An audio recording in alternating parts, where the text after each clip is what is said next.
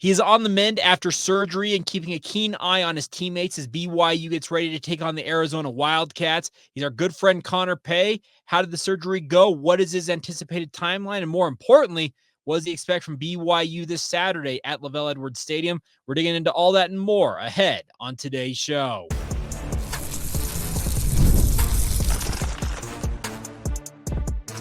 You are Locked On Cougars, your daily podcast on the BYU Cougars, part of the Locked On Podcast Network, your team every day.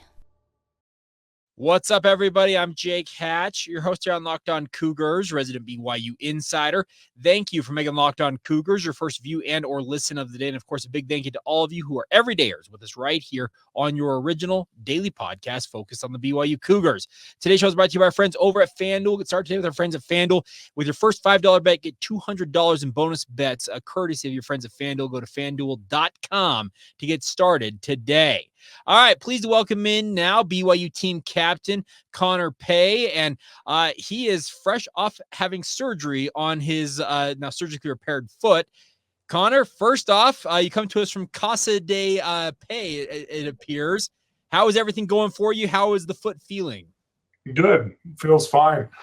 You know, that's one of the good but bad things about this surgery is that it's virtually painless. And so I took Tylenol the first couple days, and then after that, I haven't really taken anything. So, but the problem is I'm non-weight bearing, but it's pain-free. So you feel like you should be able to do things, and it's like, no, your foot can't touch the ground for a few weeks. And so that's honestly been the hardest part. But yeah, no, I live in the basement in Provo, so I'm trying to avoid those stairs. And, you know, I wasn't allowed to be alone for the first 48 to 72 hours or something after surgery. So I came up to Highland to my parents' house and have been staying there the last few days. All right. I think I see it in the background. There's that knee scooter. You going to become a pro on that bad boy? My scooter. All right. There you go. Now, the other thing some people may be noticing if they're watching this on YouTube, but if they're not, they're listening to this in the audio format, they're missing out. Connor Pay's lovely locks that he had been growing since I don't know how long ago you've been growing those bad boys out. They are gone. What happened, Connor? They are gone. I did. The night before the surgery, it was just my hair was starting to become a little much, and a kind of a pain to deal with on a normal day, let alone only being on one leg. So I decided to cut it the night before the surgery, and that way, you know, I don't have to spend 10 minutes washing my hair in the shower while balancing on one leg. You know, I can kind of focus on more important things.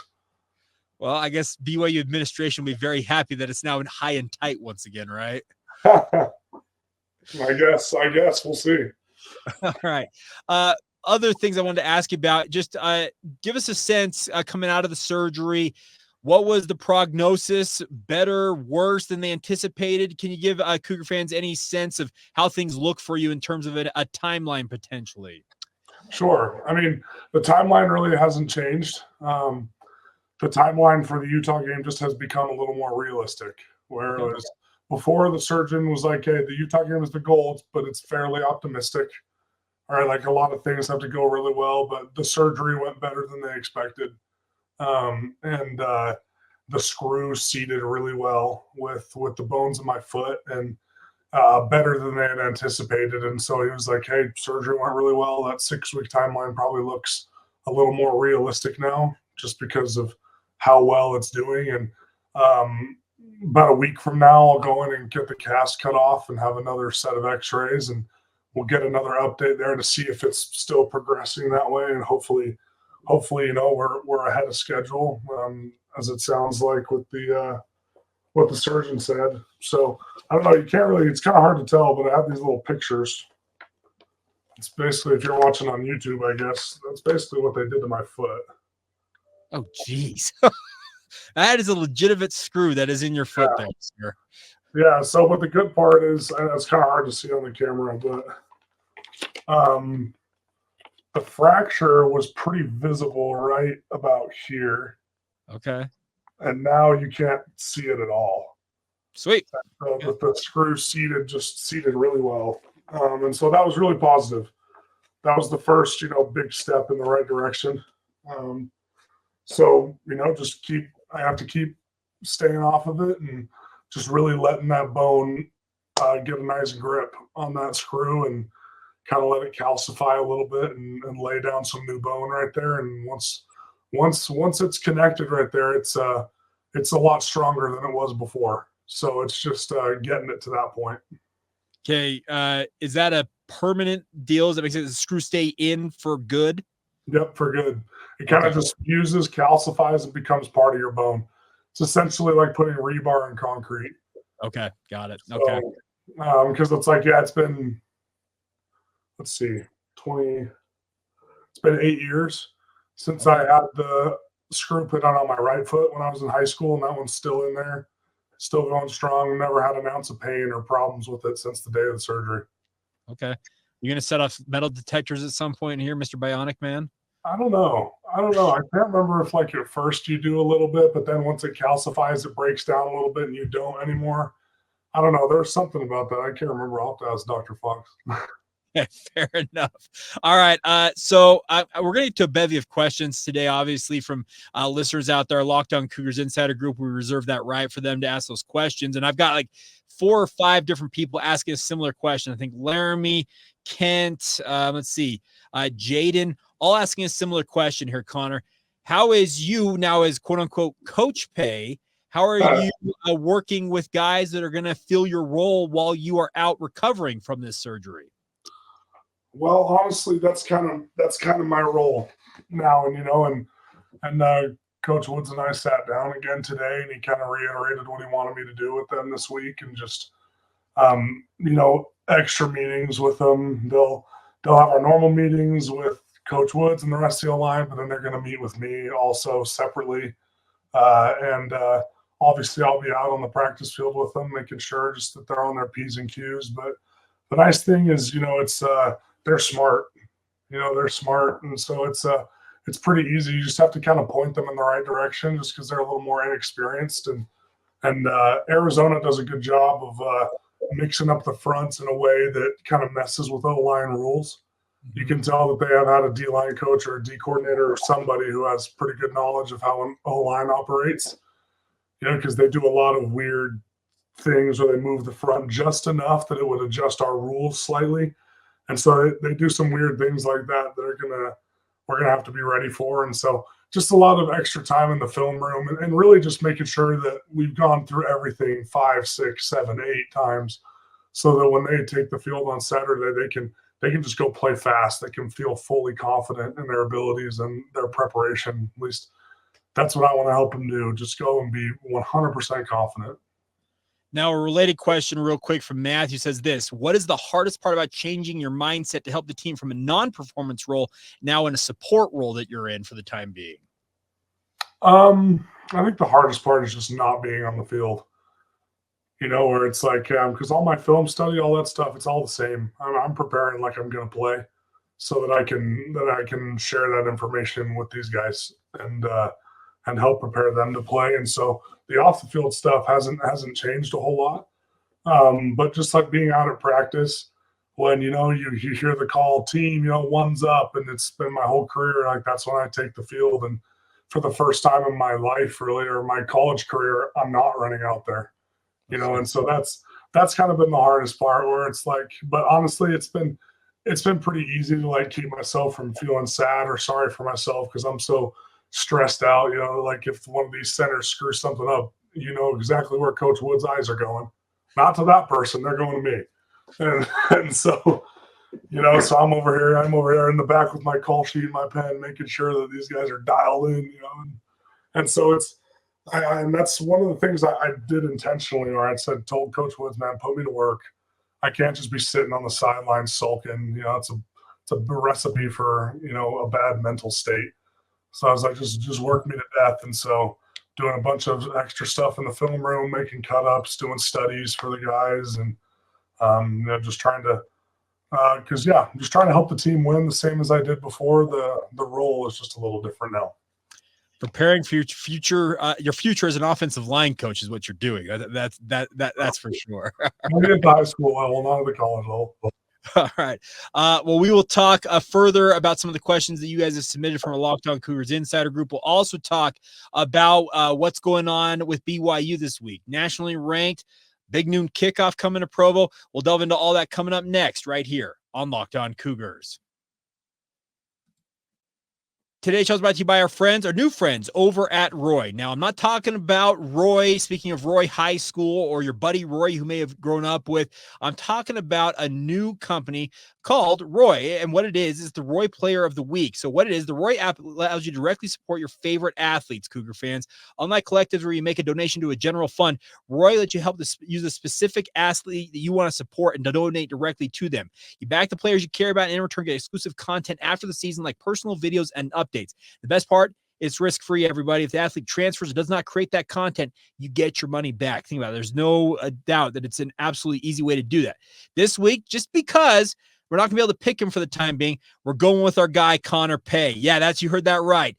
There's a reason why. He's out for the time being, and we usually like to pick guys week to week. Well, it's a bye week for BYU, so we're going to honor our guy. So what it is, I just contributed $100 to his campaign on Roy, and I want you to join by making a payment of as little as $10. When enough of us contribute, it's not just about the dollars, it's about the message that we send to Connor and his teammates, more importantly. Our collective support keeps him connected to our school. Plus, Roy's doing their part to bring fans closer to their schools and athletes with an exciting giveaway. Roy's giving one lucky fan 2 tickets to any game of their choice in November. Here's how to enter. Just download the Roy app today in the App Store or Google Play. Use the promo code LOCKEDON when signing up, and then you're entered. Simple as that. Already on Roy, make a payment to any athlete's campaign. You'll automatically be entered that way as well. No purchase necessary, and it's void where prohibited, but go to joinroy.com for official rules. Download Roy today and try it out. There's no subscription, no recurring fees, and for as little as $10, you can get in the NIL game. Support your favorite athletes with the friends at Roy. Support the players, change the game. That's Roy. Thank you once again for making Locked On Cougars your first listen and or a view of the day, depending on how you're consuming this.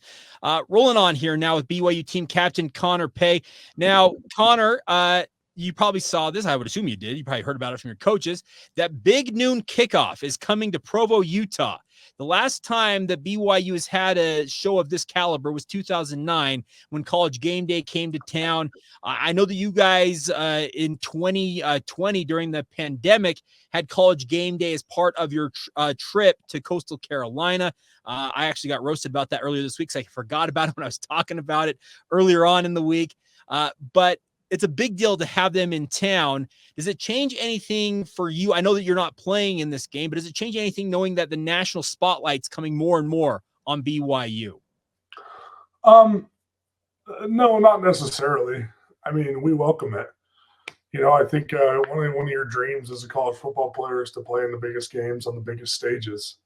You know, that's part of the reason we do this is to get that opportunity. And so, you know, the good thing about it is, you know, BYU has been a national brand for decades, and so we're not.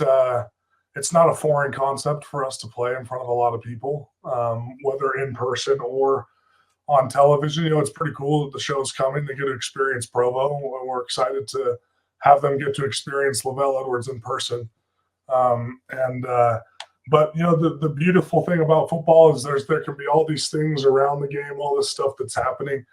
But you know, the field's still 100 yards wide or 100 yards long and 52 yards wide. You know, it's the same game in between the lines, regardless of who's watching. And you know, we're just excited for the opportunity to for people to get to see us, you know, all over the country and watch us play and get to see the excitement of Big 12 football and the excitement of BYU football.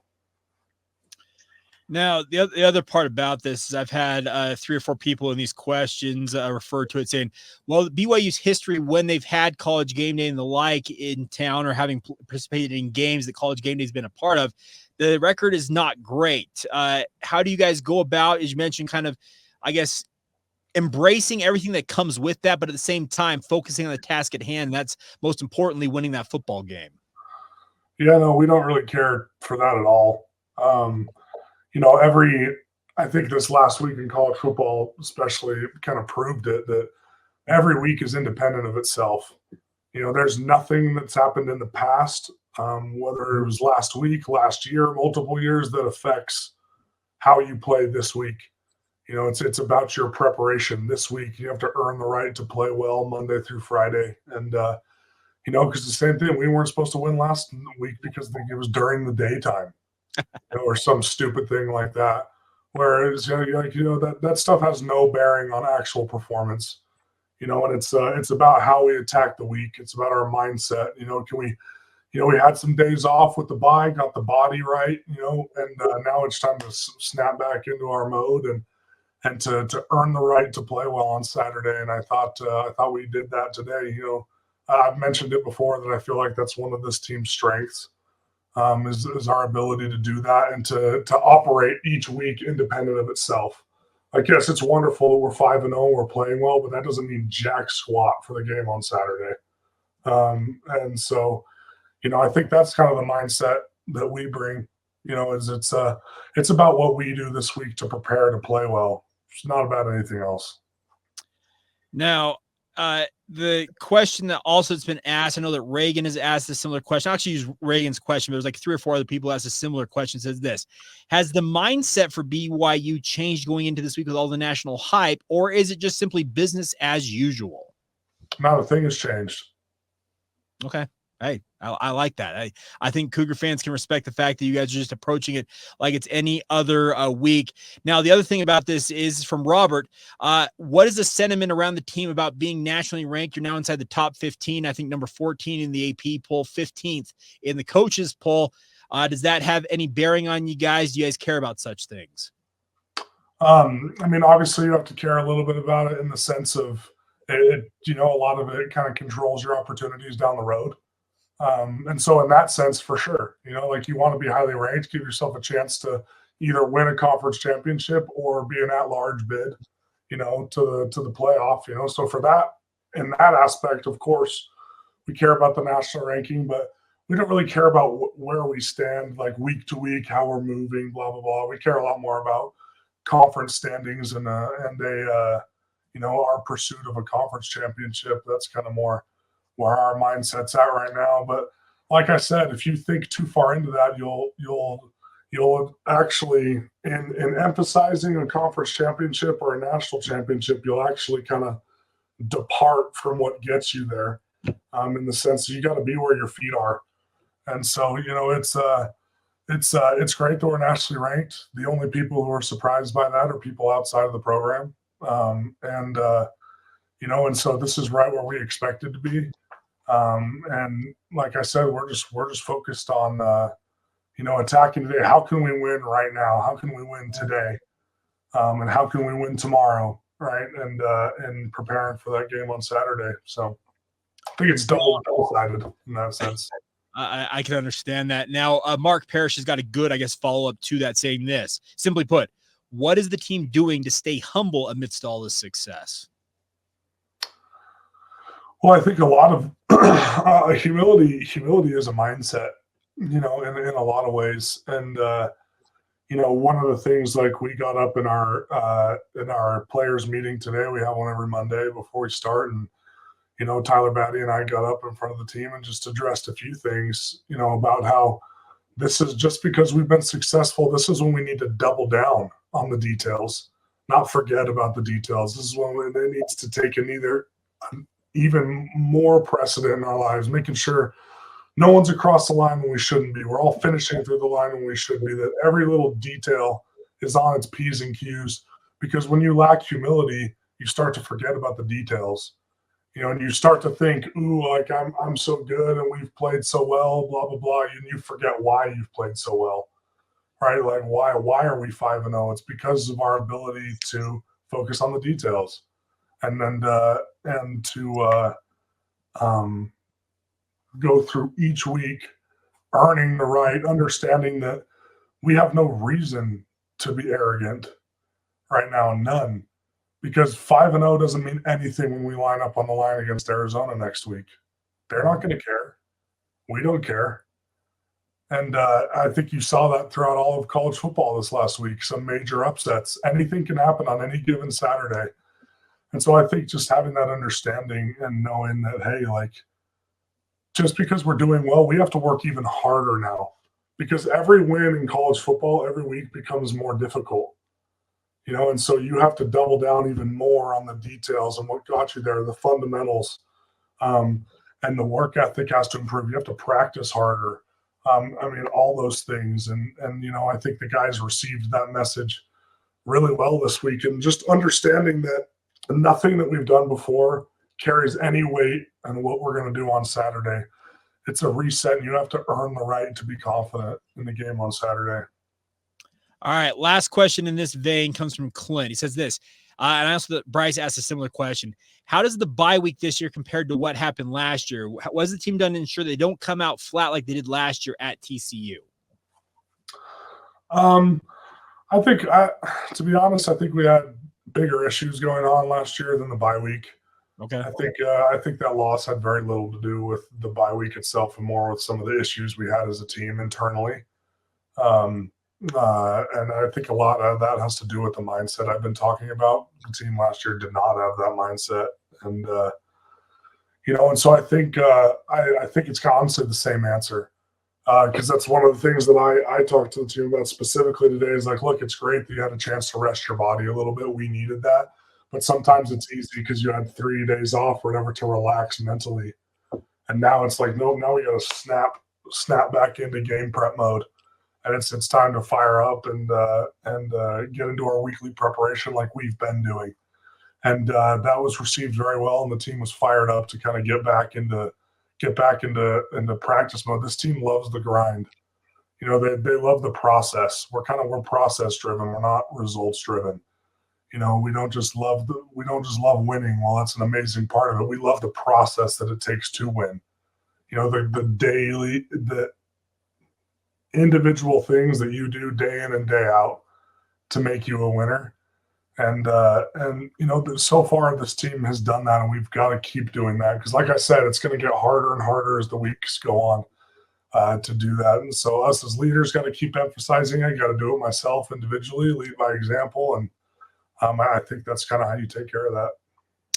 All right. We will wrap up with some of the other questions that have come in. There's some good ones in here, Connor, still to come. So stay tuned. We'll get to more of that. We'll also get Connor doesn't know this. I'm gonna put it right to you, Connor, right now. You're gonna help us pick a winner. Just stay tuned for that just for a moment. Oh boy. So that means someone's gonna get mad at me. We'll get to that momentarily. Roll on right here on Locked On Cougars.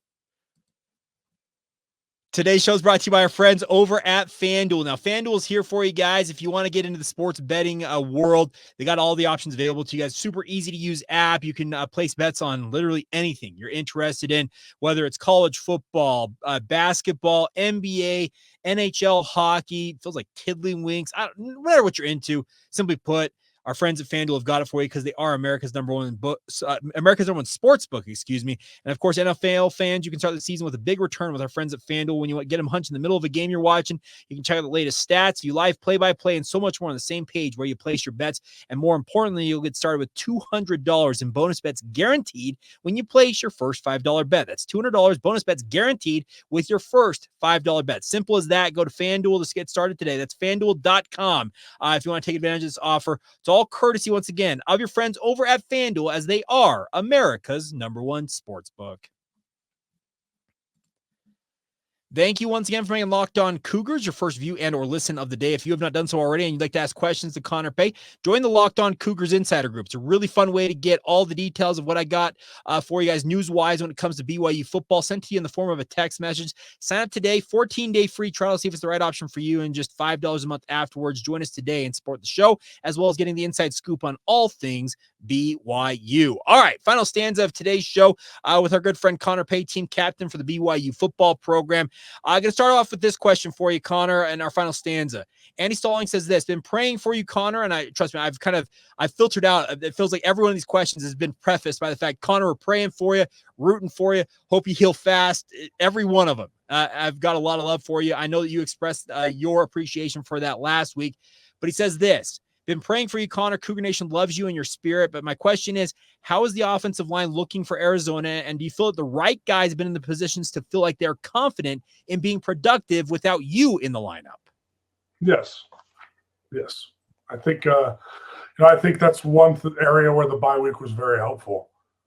in the sense of that, it gave the chance for the guys. It was, 3 or 4 extra practices for this new unit to gel a little bit, and for my replacement to, get a chance to see the looks that Arizona is going to bring. And so I think one of the great things about Coach Woods and his system is he's a great developer in the sense that he doesn't leave anybody behind when he's teaching. Mm-hmm. And so a lot of the stuff that I'd be doing are things we'll be working on. And now that there's a different center in there, obviously I'm not saying there's not a difference, right? Because it's just experience and other things like that, just kind of give me an advantage in some senses. But they know what's expected of them within the system. And so we're able to plug somebody in, and it's like they know what to do. They know what to do because they've been taught the same things I've been taught since January, when Coach Woods got here. And so I think in that aspect, I'm really confident in this group and their ability to go forward. And and I'm going to make sure that those centers are ready to go, and not just the starter, but the backups too. Danny asked this. It feels like to me the BYU offensive line has done a better job of protecting the quarterback than opening holes for the run game.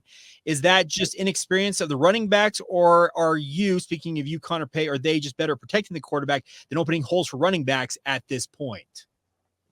I think it's a mixture of both.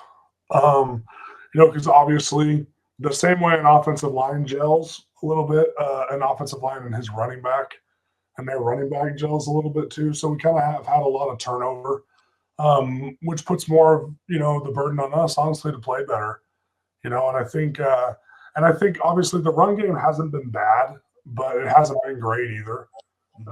And so I think especially, in a game like the one we have on Saturday, where, a great way for this group to gel and to play with confidence is to establish a run game early. And so I think, but I do think it's a mixture of both sides, and it's not an excuse by any stretch, because it's next man up when people get hurt. We see that in my situation and with the running backs, and you got to be able to perform. And for the most part, I feel like the backup running backs have done that. Probably better than anyone expected them to. At the same time, I think, as an offensive line, we need to do a better job putting them in better positions. And I think it's a whole host of things that, are being addressed, and kind of get addressed week in and week out. And, I think, I was pretty happy with how the guys handled the adversity in the situation last week, finishing with over 150 on the ground.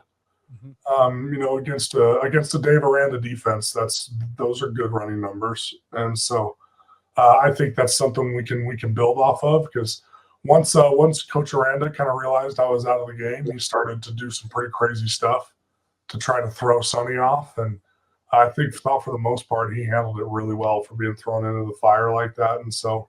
I think there's a lot of things that, give me confidence moving forward, that can improve as the games go on. And that's really the key is, like, can we have some area of the run game where we're improving every week, and as long as we can do that, I think we'll be okay. Related question here from Riker. What difference does Connor expect to see, if any, in the offense with LJ Martin anticipated being back in the lineup this week? Well, I think, probably not a huge difference in the offense schematically, but obviously LJ is just a great talent, a great player, and he has such great feel, and he has great chemistry and feel with us, which is he's able to set up our combos, and then he breaks tackles, and he's just so smooth, and so really excited to have LJ back in the lineup, man.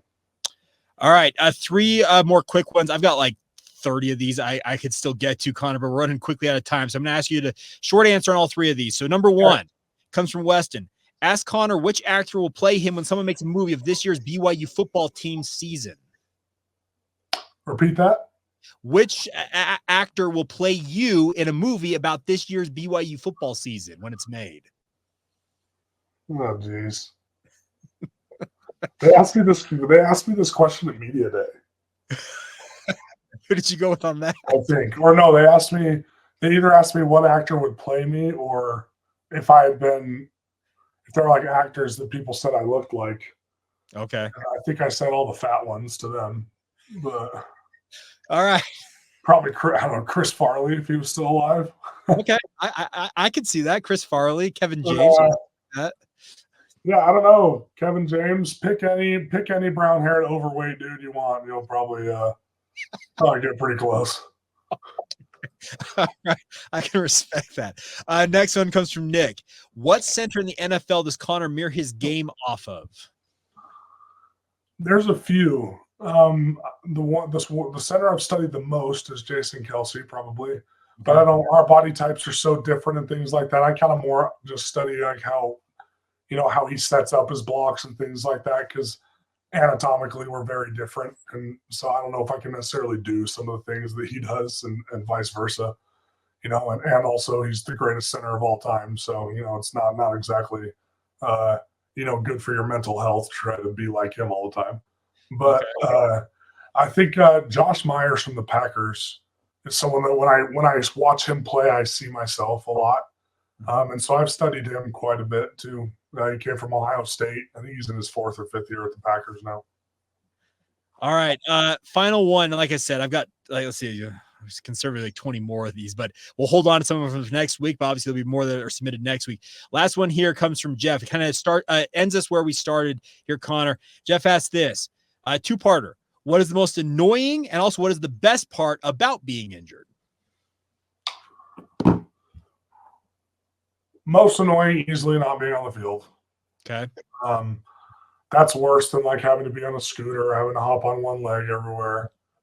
The best part about being injured, my elbows and shoulders are feeling pretty good right now. So it's like the rest of my body's like, hey, this is nice. I haven't hit my head against something in over a week and a half. My brain is like freaking out. I've been getting stuff done left and right. Like, doesn't know what to do. And it doesn't know what to do without the daily damage. So, no, I'm just kidding. I don't actually do that to my brain for anyone who's concerned out there. I never got a concussion from football. Be the hammer, not the nail. Yes. But, and so anyways, I'd say those are probably the two that pop in my head. I thought you were going to say like mama's home cooking or something, like because you're hanging out with your mom. Like that is a major plus too. I had an ungodly amount of cinnamon rolls yesterday during conference because she made her homemade ones, and that was so terrible of her to do while I can't like work out fully right now outside of upper body. Strength and conditioning coach, you're like, Connor, hey, a little spiky. Let's rein this in. Like, they're going to go to town. Once I get this cast cut off and I can get in the water, they're going to have me swim in 4 days. So they're gonna get it back. Don't worry, they're gonna get me. All right. Well, Connor, appreciate you taking the time as always. We'll continue to check in with you throughout this process. I think Cougar Nation's invested right along with you and how things are going and everything. And we'll obviously, with you saying you're going to be essentially taking on the task of a graduate assistant, for lack of a better term, with Coach Woods, we'll have plenty, I'm sure, to talk about after the Arizona game next week. Absolutely. Looking forward to it. All right. That is Connor Pay. I'm Jake Hatch. A big thank you as always to all of you for tuning in to the podcast. Appreciate all of you for making it your first view and or listen of the day. Oh, Connor, I forgot to do this. We better get this in before I forget this. I need you to pick a number between the number 0 and your number in football, number 70. Any number. 34. 34. All right. Well, we will be contacting the winner of the tickets for the Arizona game where you're giving away whoever got the closest to 34, or if they picked it. I haven't had a chance to go through all the submissions. But if you have number 34 in our Locked On Cougars Insider group, you're the lucky winner. All right. So there you go. That's going to do it. As always, thank you to Connor. Thank you to all of you for tuning in and making it your first view and or listen to the day, as we always say. And obviously a big thank you to all of you who are everydayers with us right here on the Locked On Cougars podcast.